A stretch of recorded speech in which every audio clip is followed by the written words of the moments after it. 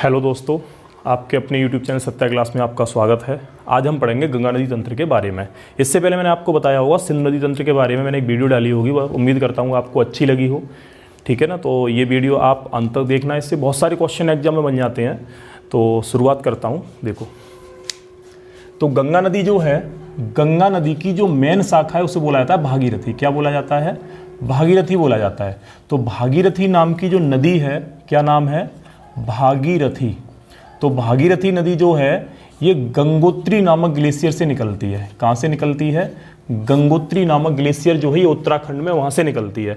और आगे जाकर ये नदी एक नदी है जिसका नाम है अलकनंदा। क्या नाम है? अलकनंदा। तो ये अलकनंदा नदी में जाके मिल जाती है। तो अलकनंदा भागीरथी दोनों जहाँ मिलती हैं उस स्थान को बोला जाता है देवप्रयाग। क्या बोला जाता है? देवप्रयाग। तो देवप्रयाग पर कौन सी नदियाँ मिलेंगी? अलकनंदा और भागीरथी।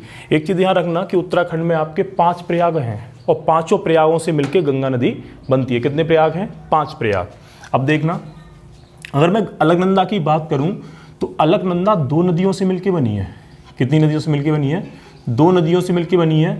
एक का नाम है धौलीगंगा। क्या नाम है? धौलीगंगा। और एक का नाम है विष्णुगंगा। क्या नाम है? विष्णुगंगा।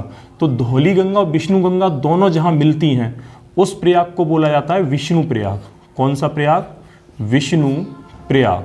तो एक चीज ध्यान रखना कि धौलीगंगा और विष्णुगंगा जहां मिलेंगी उसे क्या बोला जाएगा? विष्णु प्रयाग बोला जाएगा। और विष्णु प्रयाग से ये नदी बनती है अलकनंदा। तो एक क्वेश्चन आता है कि अलकनंदा नदी जो है वो किन 2 नदियों से मिलके बनी है? तो किन से मिलके बनी है? धौलीगंगा और विष्णुगंगा। ठीक है ना। और अगर ये पूछा जाए कि गंगा नदी किससे मिलके बनी है, तो गंगा नदी मिली है आपकी अलकनंदा और भागीरथी दोनों से मिलके बनी है। जब ये नदी आगे और जाती है तो इसमें एक नदी आके और मिलती है। एक नदी आके और मिलती है अलकनंदा में, जिसका नाम है पिंडार नदी। क्या नाम है? पिंडार। और पिंडार जहाँ मिलेगी, यानी पिंडार नदी जहाँ मिलेगी वहाँ पर एक प्रयाग होगा। ठीक है ना, वहाँ एक प्रयाग होगा जिसका नाम है कर्णप्रयाग। क्या नाम है? कर्णप्रयाग। तो कर्णप्रयाग पर कौन सी नदी आके मिलेगी? पिंडार और अलकनंदा दोनों कहाँ मिल जाएंगी? कर्णप्रयाग पर। उसके बाद थोड़ा आगे चल के इसमें एक नदी जाके और मिलती है जिसका नाम है नंदका। क्या नाम है? नंदका नदी है। और नंदका नदी जहाँ मिलेगी, किसमें? अलकनंदा में जहाँ ये मिलेगी वहीं पर एक प्रयाग है जिसका नाम है नंद प्रयाग। तो कौन सा प्रयाग हो जाएगा? नंद प्रयाग। तो अगर ये पूछा जाए कि नंद प्रयाग पर कौन सी नदियाँ मिलती हैं, तो नंद प्रयाग पर अलकनंदा और नंदका नाम की 2 नदियाँ मिलती हैं। कर्णप्रयाग पर पिंडार और अलकनंदा मिलती है। विष्णु प्रयाग पर धौलीगंगा और विष्णुगंगा मिलती है, तब ये जाके अलकनंदा बनती है। उसके बाद अलकनंदा में एक नदी और महत्वपूर्ण है जो आके मिलती है, और इस नदी का नाम है मंदाकिनी। क्या नाम है? मंदाकिनी। तो मंदाकिनी नदी जो है ये नदी केदारनाथ के पास से निकलती है। कहाँ से निकलती है? केदारनाथ के पास से। और अलकनंदा में जहाँ ये मिलेगी वहाँ पर एक प्रयाग बनेगा जिसका नाम है रुद्रप्रयाग। क्या नाम है? रुद्रप्रयाग। तो ये ध्यान रखना, एक आपका रुद्रप्रयाग हो गया, नंदप्रयाग हो गया, कर्णप्रयाग हो गया, विष्णुप्रयाग हो गया और देवप्रयाग। देवप्रयाग पर जाके अलकनंदा और भागीरथी मिल जाएंगी। तो एक क्वेश्चन पूछा जाता है कि उत्तराखंड में कितने प्रमुख प्रयाग हैं? तो कितने हैं? 5। फिर देखना, अगर यहाँ पर मैं बात करूँ प्रयागों के बारे में, तो पहला कौन सा है? देवप्रयाग। कौन सा है? देवप्रयाग। और देवप्रयाग पर कौन सी 2 नदी मिलेंगी? तो इसमें जाके मिलेगी अलकनंदा। ठीक है ना, इससे आपके एग्जाम में क्वेश्चन बन जाते हैं। तो अलकनंदा और कौन सी मिलेगी? भागीरथी। ठीक है ना, भागीरथी। उसके अलावा दूसरा जो प्रयाग है जिसका नाम है रुद्रप्रयाग। ठीक है ना, नोट कर लेना आप, ये एग्जाम में ये पूछे जाते हैं, अक्सर क्वेश्चन आ जाते हैं। तो रुद्रप्रयाग में जो नदियाँ मिलेंगी उसमें आपकी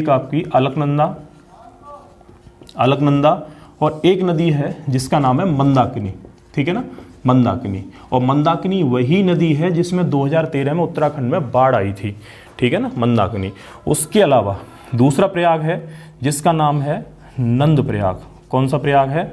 नंद प्रयाग।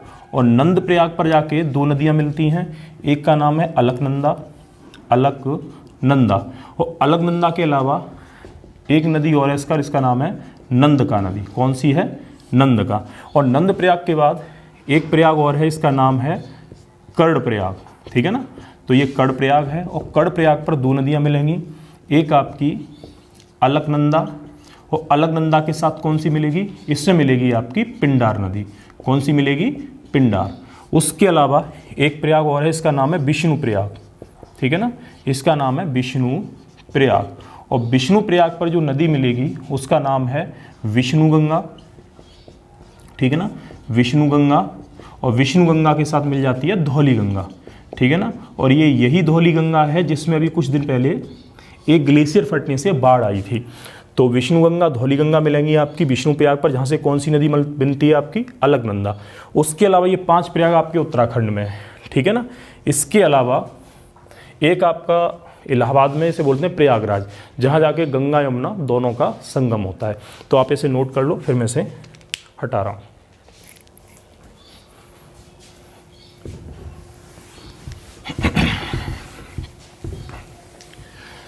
तो जब देवप्रयाग पर ये नदी मिल जाएगी तो देवप्रयाग पर इसे क्या कहा जाएगा? अलकनंदा भागीरथी को गंगा के नाम से जाना जाता है। किसके नाम से? गंगा। तो गंगा नदी जो है उत्तराखंड से निकलती है भागीरथी नाम से, गंगोत्री नामक ग्लेशियर से। फिर ये उत्तर प्रदेश में आती है, और उत्तर प्रदेश के बाद ये उत्तर प्रदेश में बहती हुई, किसमें? उत्तर प्रदेश में बहती हुई ये नदी जाती है बिहार में। सुनते जाना, ये भी आता है कौन सी नदी किस राज्य में बहती है। तो गंगा नदी कहाँ से निकलेगी? उत्तराखंड से, उत्तर प्रदेश में प्रवेश करेगी, फिर ये जाएगी बिहार में। बिहार के बाद एक छोटा जिला है, एक जिला है आपका साहिबगंज। तो झारखंड में भी जाती है, तो झारखंड में केवल ये साहिबगंज में जाएगी, और साहिबगंज में जाके ये चली जाएगी पश्चिम बंगाल, और पश्चिम बंगाल के बाद ये चली जाएगी बांग्लादेश में। तो जब ये बांग्लादेश में जाएगी तो इस नदी को बोला जाएगा पद्मा। क्या बोला जाएगा? पद्मा। और पद्मा जब होती है तो इसमें एक नदी और आके मिलती है, ठीक है, इसमें नदी एक आके मिलती है, इसका नाम है जमुना। क्या नाम है? जमुना। और ये जमुना जो है ये क्या है? ये आपका ब्रह्मपुत्र है, ठीक है ना। तो पद्मा और जमुना जब आपस में मिल जाती हैं, ये थोड़ी और आगे बढ़ेंगी तो इसमें एक नदी आके और मिलती है, इसका नाम है मेघना, ठीक है ना। क्या नाम है? मेघना। और मेघना के साथ ही जब मिल जाएंगी तो इन सबको मिला के मेघना ही बोला जाएगा। और ये बंगाल की खाड़ी में, किस खाड़ी में? बंगाल की खाड़ी में जो है ये नदी अपना मुहाना बनाती है, ठीक है ना। किस खाड़ी में? बंगाल की खाड़ी में। तो गंगा जो है किसके साथ मिल जाएगी? ब्रह्मपुत्र, यानी गंगा को बांग्लादेश में पद्मा बोला जाएगा, ब्रह्मपुत्र को बांग्लादेश में जमुना बोला जाएगा। दोनों आपस में मिल जाएंगी तो क्या बोला जाएगा? मेघना बोला जाएगा। और ये बंगाल की खाड़ी में जाके गिर जाएंगी, और बंगाल की खाड़ी जाकर गिरेंगी तो ये सुंदरबन का डेल्टा बनाती हैं, जो दुनिया का सबसे बड़ा डेल्टा भी है। पद्मा में से, गंगा में से एक शाखा फरक्का के पास से अलग हो जाती है, जो पश्चिम बंगाल में बहती है, और जाके ये भी बंगाल की खाड़ी में गिर जाएगी, जिसका नाम क्या है? जिसका है हुगली। हुगली। तो हुगली जो है विश्व की सबसे विश्वासघाती नदी मानी जाती है। तो हुगली प्रॉपर कोई नदी नहीं है, ये नदी जो है एक स्थान है, इसका नाम है फरक्का। तो एक क्वेश्चन आता है, फरक्का जो है, तो फरक्का नाम का जो बांध है गंगा नदी पर बना हुआ है, कहाँ पर? पश्चिम बंगाल में। तो गंगा यानी पद्मा, जमुना यानी ब्रह्मपुत्र। समझ में आ गया? तो ये क्वेश्चन अभी एनटीपीसी में पूछा गया था कि जमुना किस नदी को कहा जाता है, तो किसको कहा जाता है? ब्रह्मपुत्र। यमुना अलग है जो यूपी में बहती है, ठीक है ना। पद्मा किसे कहा जाता है? गंगा को कहा जाता है। अब आते हैं इधर, ठीक है। गंगा की प्रमुख सहायक नदियों में, गंगा की प्रमुख सहायक नदियों में एक नदी है जिसका नाम है यमुना। सबसे प्रमुख सहायक नदी है, जो इसी के समानांतर बहती है, ठीक है, इसी के समानांतर बहती है। और ये इलाहाबाद के पास, किसके पास? इलाहाबाद। अब तो इलाहाबाद नहीं है, अब तो ये प्रयागराज हो गया, ठीक है ना, प्रयागराज। तो प्रयागराज के पास ये मिल जाती है, इसका नाम है यमुना। यमुना कहाँ है? ये है। जमुना कहाँ है? जमुना ये ब्रह्मपुत्र है जो बांग्लादेश में बहती है, ठीक है ना। यमुना नदी जो निकलती है वो निकलती है उत्तराखंड के यमुनोत्री नामक ग्लेशियर से। कहाँ से निकलेगी? उत्तराखंड के यमुनोत्री नामक ग्लेशियर से। कौन सी नदी निकलती है? यमुना नदी। यमुना नदी चापाकार आकृति में बहती है। क्वेश्चन आता है कि भारत की कौन सी नदी जो है वो चापाकार आकृति में बहती है? कौन सी बहती है?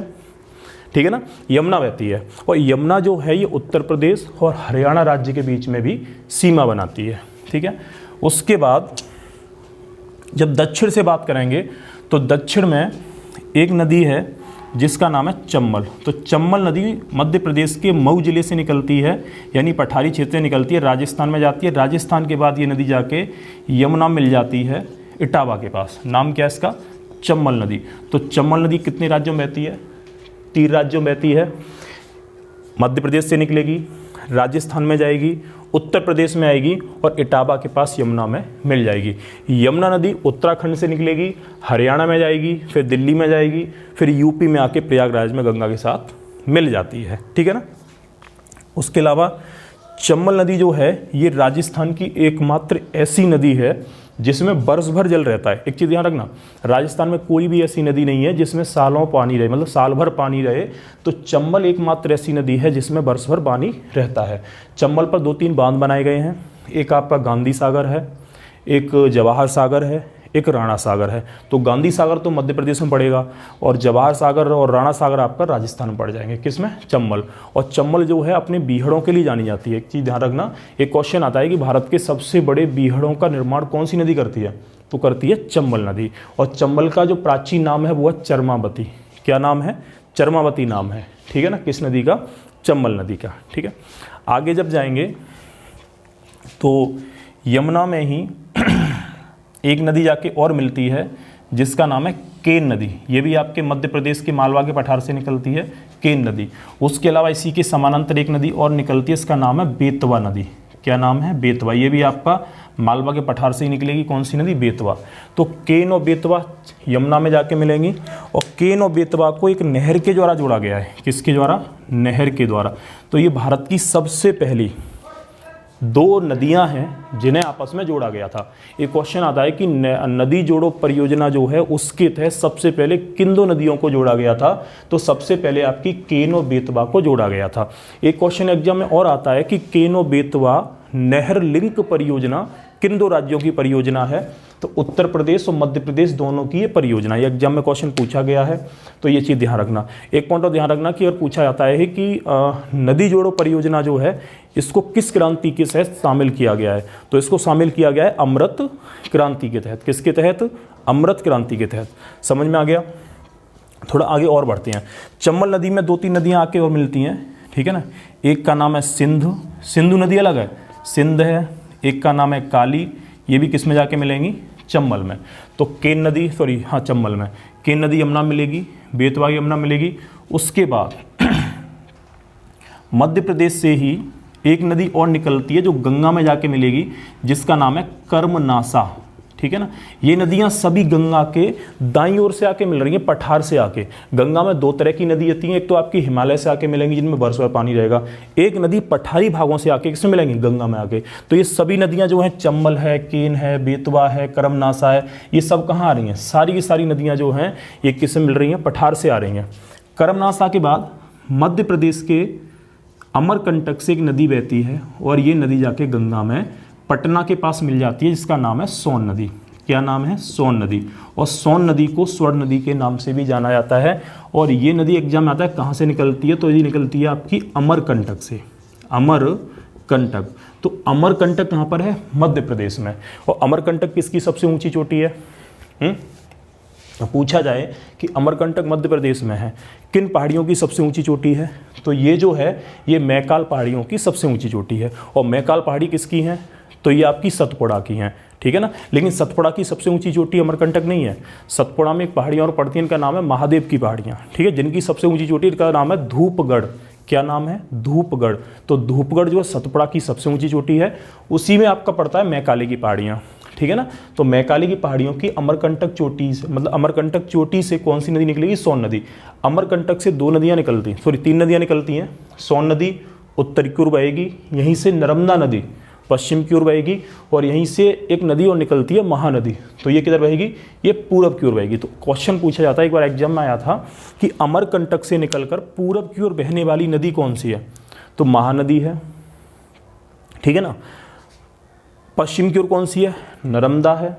उत्तर की ओर कौन सी निकलती है? सोन नदी निकलती है। सोन नदी इसका नाम क्यों रखा गया?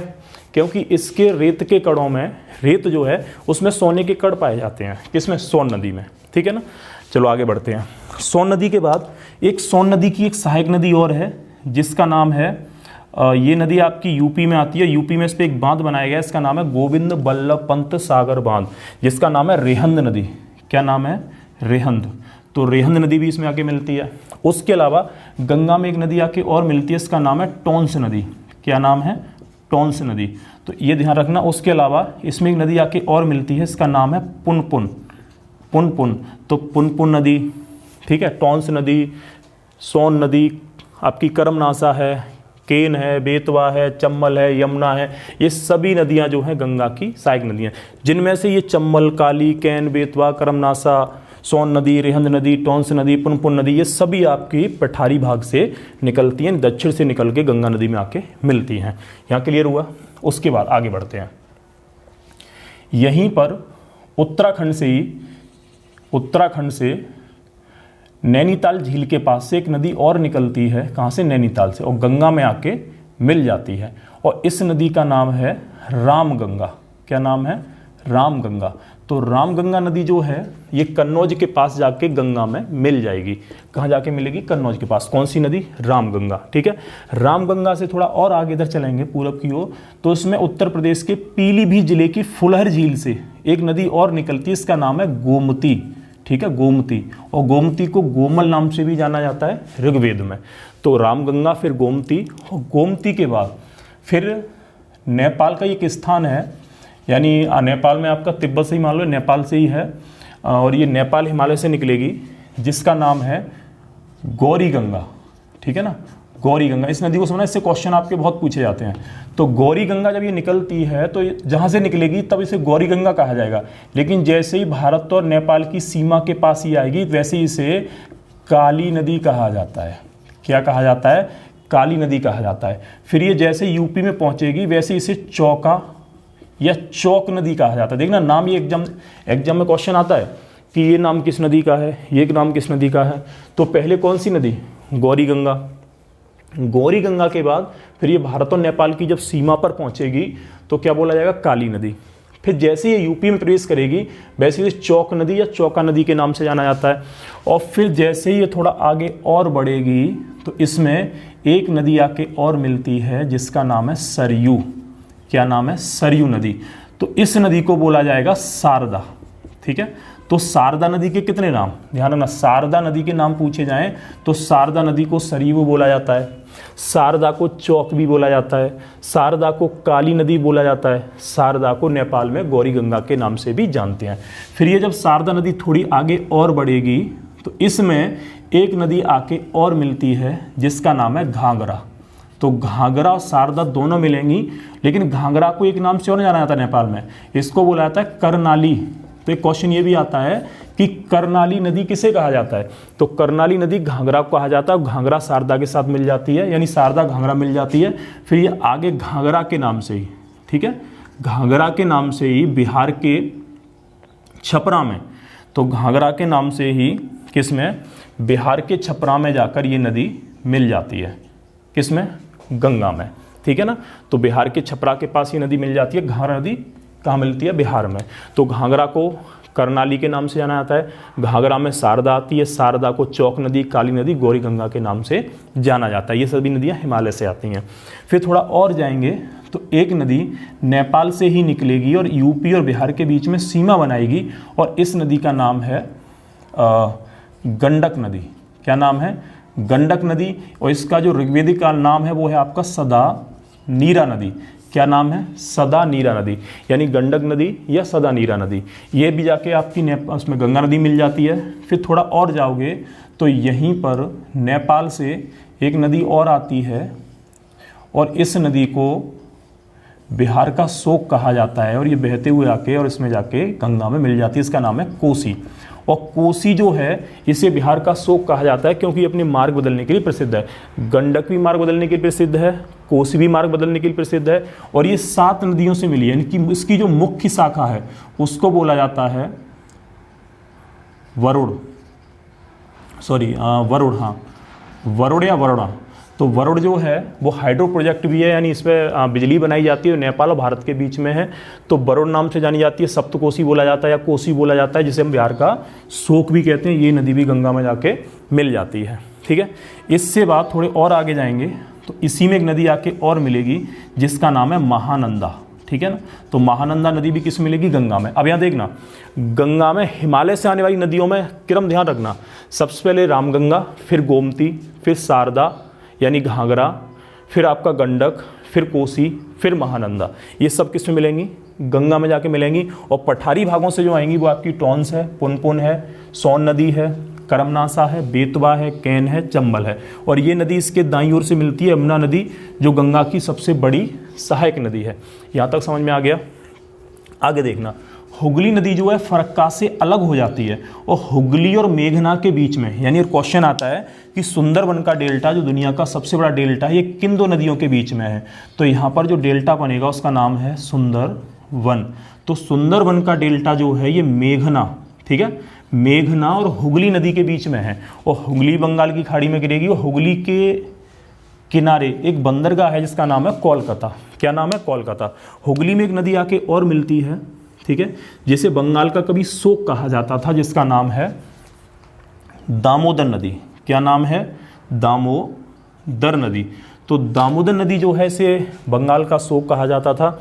ये नदी जो है ये छोटा नागपुर के पठार से निकलती है और हुगली में जाके मिल जाती है। कौन सी नदी, दामोदर नदी। तो ये तो हो गया गंगा नदी तंत्र। और गंगा को बांग्लादेश में किस नाम से जाना जाता है, पद्मा।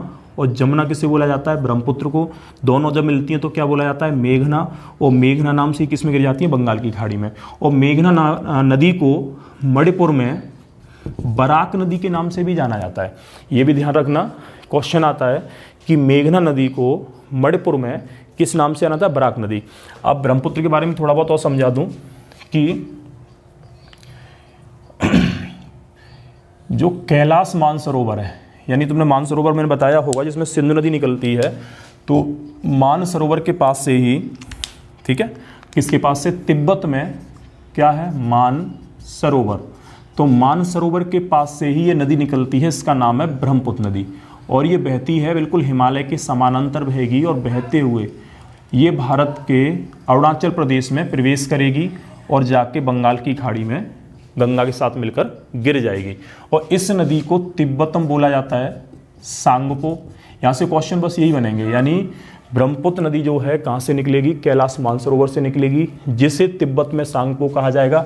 भारत में जो ये प्रवेश करती है तो एक दर्रा है और इस दर्रे का जो नाम है वो है आपका यांग्याप दर्रा। कौन सा है, यांग्याप। तो यांग्याप जो दर्रा है ये आपका कहाँ पड़ता है, अरुणाचल प्रदेश में।